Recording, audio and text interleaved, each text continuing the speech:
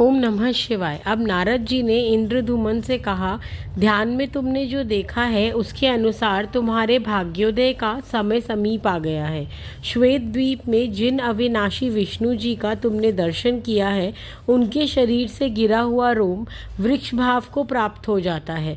वह इस पृथ्वी पर स्थावर रूप में भगवान का अंश अवतार होता है। भक्तवत्सल्य भगवान अब उसी रूप में अवतीर्ण हो रहे हैं। तुम्हारे सौभाग्य से वे यहाँ अब सब लोगों के नेत्रों के अतिथि बनेंगे। अब यज्ञान स्नान समाप्त करके वृक्ष रूप में प्रकट हुए भगवान विष्णु को तुम महावेदी पर स्थापित करो। वृक्ष के रूप में साक्षात भगवान विष्णु प्रकट हुए हैं, ऐसा मानते हुए राजा ने अपने परिश्रम को सफल माना। वे नीलमणि माधव के अंतर्ध्यान होने का शोक त्याग दिया। वृक्ष को प्रणाम कर उसे माला चंदन से विभूषित कर महावेदी पर ले आए। अब आकाशवाणी हुई, भगवान विष्णु महावेदी पर स्वयं अवतीर्ण होंगे। 15 दिनों तक इसे ढक दिया जाए। बूढ़ा बढ़ई जो हथियार लेकर उपस्थित हुआ है, उसे इसके भीतर प्रवेश कराकर दरवाज़ा बंद कर लें।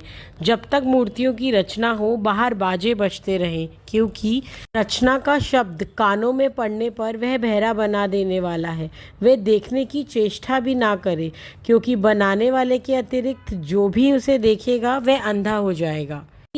जैसा आकाशवाणी ने कहा था, राजा ने वैसी ही व्यवस्था कर दी। 15वां दिन आते ही भगवान 4 विग्रहों में प्रकट हुए। बलभद्र, सुभद्रा और सुदर्शन चक्र के साथ भगवान जनार्दन दिव्य सिंहासन पर विराजमान हुए।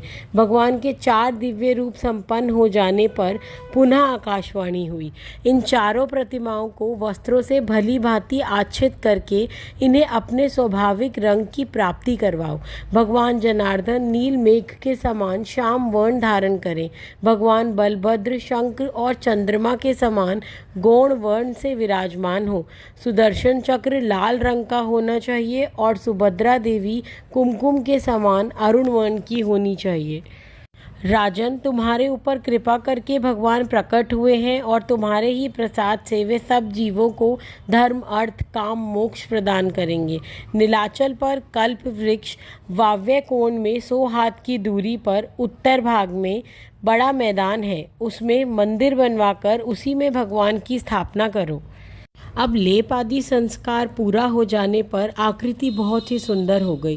राजा ने महावेदी का पर्दा खुलवा दिया। उनका दर्शन करके राजा इंद्रधुमन आनंद के समुद्र में डूब गए। भगवान विष्णु के काष्ठमय अवतार को देखकर सब कृतार्थ हो गए। ओम नमः।